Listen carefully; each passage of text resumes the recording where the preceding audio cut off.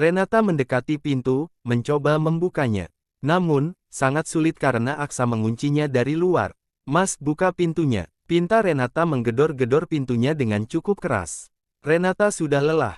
Renata kemudian berjalan menuju kamar mandi, setelah itu ia menyalakan shower dan langsung mengguyur badannya dengan air. Renata menangis sembari memeluk kedua lututnya, di depan dada. Air terus mengguyur tubuh Renata, bersamaan dengan air mata yang terus merembes keluar dari kedua pelupuk matanya. Renata tidak kuat, dia rasanya ingin pergi saja dari dunia ini. Hidupnya terlalu menyakitkan, Renata tidak kuat lagi melewati semua ini. Renata memegangi kepalanya saat tiba-tiba rasa pusing menyerangnya. Kedua matanya mulai berkunang-kunang, serta penglihatannya pun mulai buram. Akhirnya, Renata pun pingsan di dalam kamar mandi itu. Brak, Aksa dengan kasar menendang pintu kamar Hana. Pria itu benar-benar merasa marah atas apa yang telah wanita itu lakukan. Benar-benar rencana yang menjijikkan. "Hana!" teriak Aksa saat melihat Hana yang baru saja selesai menyisir rambutnya. Hana menoleh pada Aksa-san langsung tersenyum lebar. "Masuklah, Mas. Sekarang kamu bebas masuk ke dalam kamarku. Lagi pula, kamu kan sudah menyentuhku. Jaga ucapanmu itu, jalang murahan." Ketus Aksa. Aksa kemudian berjalan menghampiri Hana, mendorong tubuh wanita itu hingga mentok ke tembok. Lantas, Aksa pun langsung mencekik leher Hana dengan begitu kuat, hingga wajah wanita itu agak mendongak ke atas. "Berani sekali kamu melakukan rencana murahan seperti itu, jalang. Apa kamu sudah bosan hidup?" desis Aksa menatap mata Hana dengan tajam. Hana tersenyum manis, "Kenapa? Apakah kamu akan membunuhku?" "Bunuh saja kalau begitu. Aku tidak masalah, tapi bagaimana kalau nanti Renata mengetahui semua itu? Renata pasti akan semakin membencimu, kalau dia mengetahui kamu menjadi seorang pembunuh. Renata adalah majikanmu, tidak sepantasnya kamu menyebutnya hanya dengan nama seperti itu." Aksa melepaskan cekikannya pada leher Hana dengan kasar. Hana terbatuk-batuk sebentar. Ia lalu menatap Aksa, lalu melingkarkan kedua tangannya di leher pria itu. "Aku tidak peduli, Mas Aksa. Yang pasti, aku mencintaimu." Hana tersenyum menatap Aksa. Sedangkan Aksa langsung membelalakan kedua matanya setelah mendengar perkataan wanita itu. "Apa kamu bilang, mencintaiku? Berani sekali kamu." "Aku memang seorang pemberani, Mas Aksa. Apakah kamu baru mengetahuinya?" "Cek, sungguh sangat disayangkan. Padahal, aku ingin sekali mendengarkan sebuah pujian darimu." "Menjauhlah dariku," ketus Aksa sembari melepaskan kedua tangan Hana yang melingkar di lehernya. "Ada apa? Kenapa kamu menjadi ketus seperti ini padaku? Padahal tadi kamu dan aku." "Diam kamu, jalang," bentak Aksa menunjuk wajah devil Hana. "Katakan, kenapa kamu melakukan semua ini?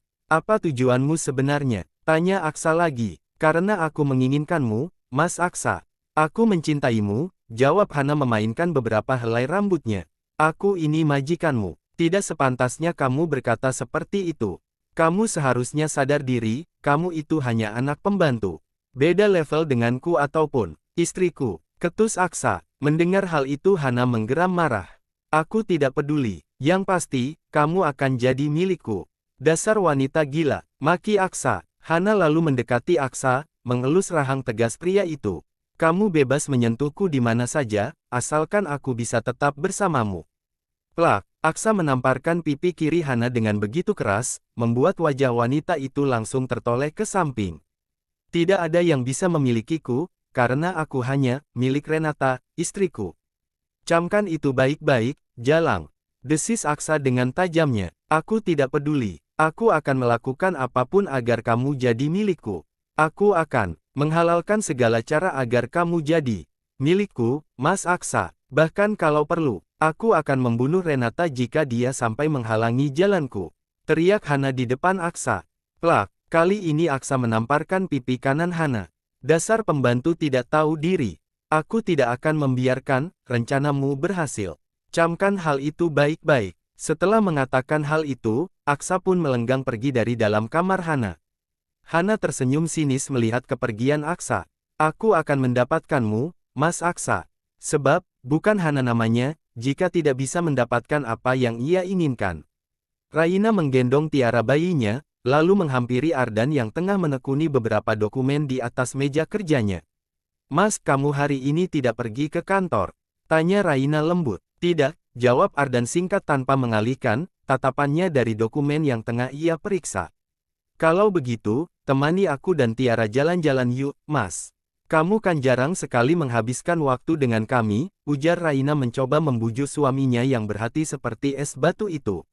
Aku sedang sibuk, Mas, aku mohon. Setelah Tiara lahir, bahkan sama sekali kamu belum pernah bermain dengannya. Apakah kamu, Raina cukup, aku tidak ingin diganggu. Pergilah dari ruanganku. Ketus Ardan memotong ucapan Raina. Dengarkan aku, Mas, Tiara itu anak kamu. Kamu gak sepantasnya mengabaikannya seperti ini. Mas, Ardan menghembuskan nafasnya dengan kasar. Pria itu lalu beranjak dari tempat duduknya, berdiri menghadap ke arah Raina dengan tatapan datarnya. Apa mau kamu sebenarnya, Raina?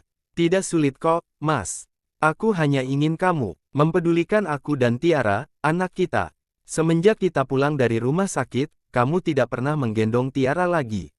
Aku sakit melihat ketidakpedulianmu pada Tiara, Mas. Dia ini anak kamu, darah daging kamu, Mas. Setidaknya, kalau kamu gak bisa memperhatikanku, perhatikanlah Tiara, anak kita, tegas Raina. Kurang peduli apalagi aku pada kalian. Katakan, aku sudah memenuhi kebutuhanmu, maupun Tiara. Kalian tidak kesusahan, lalu apalagi sekarang? Kenapa kamu selalu bilang kalau aku tidak mempedulikan kalian? Mas, bukan itu maksud, sudahlah, Raina. Aku muak mendengarkan setiap keluhan tidak jelasmu itu. Ketus Ardan, lalu melangkah pergi meninggalkan Raina. Raina menatap miris kepergian suaminya. Dia pikir, setelah bayi mereka lahir, Ardan akan lebih ceklek memperhatikannya dan bayi mereka itu. Namun, pria itu masih tetap sama, cuek dan dingin, tidak berubah sedikit pun.